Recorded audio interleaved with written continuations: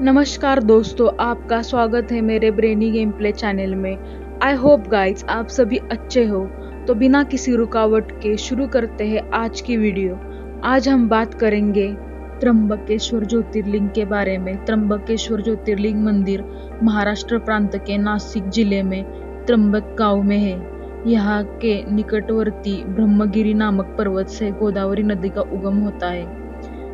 इन्हीं पुण्यत्योया गोदावरी के उगम स्थान के समीप स्थित त्र्यंबकेश्वर भगवान की बड़ी महिमा है।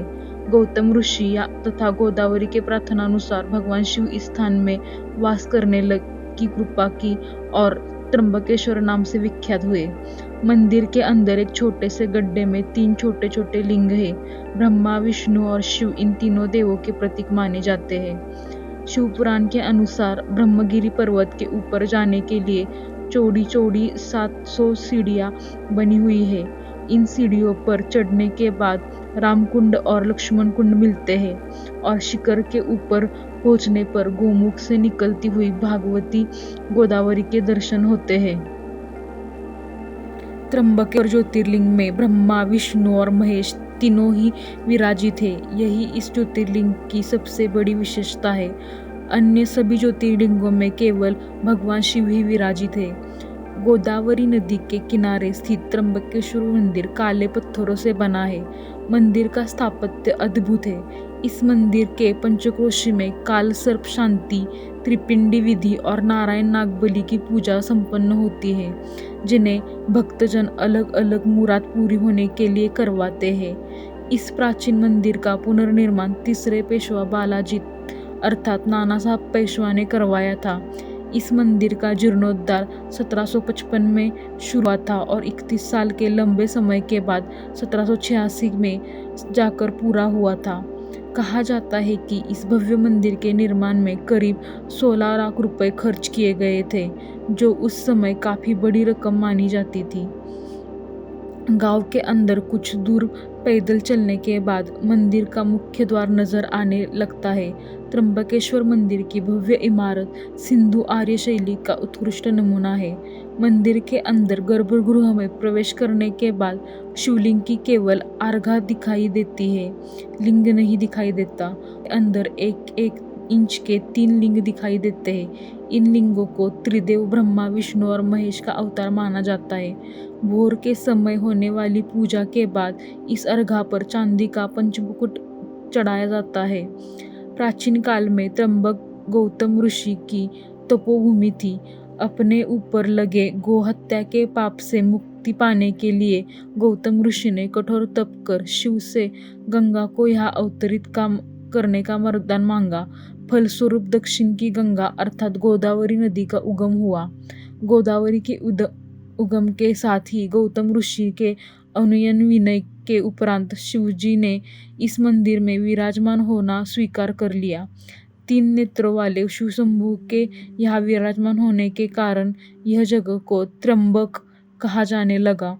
उज्जैन और ओंकारेश्वर की ही तरह त्र्यंबकेश्वर महाराज को इस गांव का राजा माना जाता है। इसलिए हर सोमवार को त्र्यंबकेश्वर के राजा अपनी प्रजा का हाल जानने के लिए नगर परिभ्रमण पर निकलते हैं। इस ज्योतिर्लिंग की स्थापना के विषय में शिव पुराण में यह कथा वर्णित है कि एक बार महर्षि गौतम के तपोवन में रहने वाले ब्राह्मणों की पत्नियां किसी बात पर उनकी पत्नी अहिल्या से नाराज हो गई। उन्होंने अपनी पत्नियों को ऋषि गौतम का अपमान करने के लिए प्रेरित किया। उन ब्राह्मणों ने इस निमित्त भगवान श्री गणेश की आराधना की। उनकी आराधना से प्रसन्न होकर श्री गणेश जी ने प्रकट होकर उनसे वर मांगने को कहा। उन ब्राह्मणों ने कहा, प्रभु, यदि आप हमसे सच में प्रसन्न हैं तो किसी प्रकार ऋषि गौतम को इस आश्रम से बाहर निकाल दे। उनकी यह बात सुनकर गणेश जी ने उन्हें ऐसा वर न मांगने के लिए समझाया, किंतु वे अपने आग्रह पर अटल रहे। अंततः गणेश जी को विवश होकर उनकी बात माननी पड़ी। अपने भक्तों का मान रखने के लिए वे एक दुर्बल गाय का रूप धारण करके ऋषि गौतम के खेत में जाकर रहने लगे। गाय को फसल चरते देखकर ऋषि बड़ी नरमी के साथ हाथ में तृण लेकर उसे हाँकने के लिए उसके पास गए। उन तृणों का स्पर्श होते ही वह गाय वहीं मर गई। अब तो बड़ा हाहाकार मचा। सारे ब्राह्मण एकत्र हो गए। गोहत्यारा कहकर ऋषि गौतम की भर्त्सना करने लगे। ऋषि गौतम इस घटना से बहुत आश्चर्यचकित और दुखी हुए। अब उन सारे ब्राह्मणों ने कहा कि तुम्हें यह आश्रम छोड़कर अन्यत्र कहीं दूर चले जाना चाहिए। गोहत्यारे के निकट रहने से हमें भी पाप लगेगा। विवश होकर ऋषि गौतम अपनी पत्नी अहिल्या के साथ वहां से एक कोस दूर जाकर रहने लगे, किंतु उन ब्राह्मणों ने वहां भी उनका रहना दूभर कर दिया। वे कहने लगे, गो हत्या के कारण तुम्हें अब वेद पाठ और यज्ञादि के कार्य करने का कोई अधिकार नहीं। अत्यंत अनुनय भाव से ऋषि गौतम ने उन ब्राह्मणों से प्रार्थना की कि आप लोग मेरे पश्चाताप और उद्धार का कोई उपाय बताएं।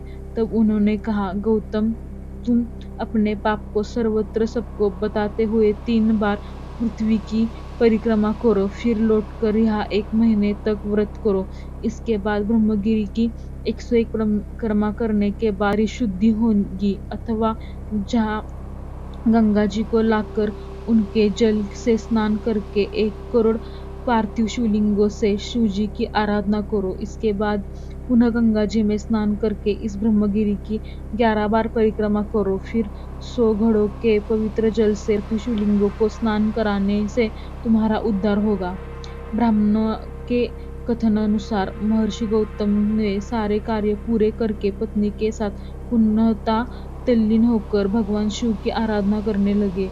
इससे प्रसन्न हो भगवान शिव ने प्रकट होकर उनसे वर मांगने को कहा।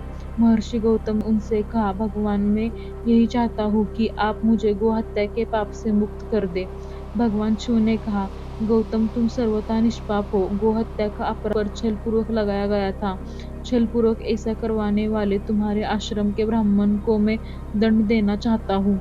इस पर महर्षि गौतम ने कहा कि प्रभु, उन्हीं के निमित्त से तो मुझे आपका दर्शन प्राप्त हुआ है। अब मेरे हित समझकर उन पर अपना क्रोध न करें। बहुत से ऋषियों, मुनियों और देवगणों ने वही एकत्र गौतम की बात का अनुमोदन करते हुए भगवान शिव से सदा वहां निवास करके की प्रार्थना की। वे अपनी बात मानकर वहां त्र्यंबक ज्योतिर्लिंग के नाम से स्थित हो गए। अब हम जानेंगे बैद्यनाथ ज्योतिर्लिंग के बारे में। बैद्यनाथ मंदिर, जिसे बाबा बैद्यनाथ धाम के नाम से भी जाना जाता है, ये भी शिव को समर्पित मंदिर झारखंड के संथाल परगना डिवीजन के देवघर में स्थित है। मंदिर परिसर केंद्रीय मंदिर के साथ साथ 21 अतिरिक्त मंदिर शामिल है। यह शैव धर्म के हिंदू संप्रदायों के लिए महत्वपूर्ण है, क्योंकि इस मंदिर को 12 ज्योतिर्लिंगों में से एक माना जाता है। माँ पार्वती मंदिर मुख्य मंदिर से लाल पवित्र धागों से बंधा हुआ है, जो अद्वितीय और श्रद्धा के योग्य है, जो शिव और शक्ति के एकता को दर्शाता है। शिव पुराण में वर्णित कहानियों के अनुसार पवित्र बैद्यनाथ मंदिर आत्माओं की एकता जैसा दिखाता है, और यह एक प्रकार हिंदुओं के लिए विवाह के लिए उपयुक्त है। निकटतम railway station Jasidih railway station है, जो बैद्यनाथ मंदिर से 7 किलोमीटर दूर है। जसीडीह पटना मार्ग पर हावड़ा, सियालदह और से 311 किलोमीटर दूर है। सामान्य दिनों में बैद्यनाथ ज्योतिर्लिंग की पूजा सुबह 4 बजे शुरू होती है। इस मंदिर के पट खुलते हैं। सुबह 4 बजे बैद्यनाथ ज्योतिर्लिंगम का पट खुला जाता है और ठीक 15 मिनट के लिए पंडा भगवान शिव को कच्चा जल चढ़ाते हैं। सुबह 4:15 से 5:40 बजे तक दौरान मुख्य पुजारी षोडशोपचार से पूजा करते हैं। स्थानीय लोग इसे सरकारी पूजा भी कहते हैं। इसके बाद भक्त शिवलिंग की पूजा शुरू करते हैं। सबसे दिलचस्प परंपरा यह मंदिर की है। पुजारी पहले शिवलिंग पर कच्चा जल चढ़ाते हैं और बाद में तीर्थयात्री जल डालते हैं और लिंग पर फूल और बिल्वपत्र चढ़ाते हैं। इसके बाद मंदिर के पट बंद कर दिए जाते हैं। शाम को 6 बजे भक्तों को तीर्थयात्रियों के लिए फिर से पट खोल दिए जाते हैं और पूजा अर्चना की प्रक्रिया फिर से शुरू होती है। आई होप गाइज आपको मेरी आज की वीडियो पसंद आई हो। अगर आपको मेरी वीडियो पसंद आई हो तो वीडियो को लाइक करो। अगर आपको कोई गेम या टॉपिक सजेस्ट करना है तो कमेंट करो। आपको मेरे वीडियोस देखने पसंद हो तो चैनल को सब्सक्राइब करो। मेरे चैनल का नया वीडियो सबसे पहले देखने के लिए बेल आइकन को प्रेस करो। Thanks for watching guys.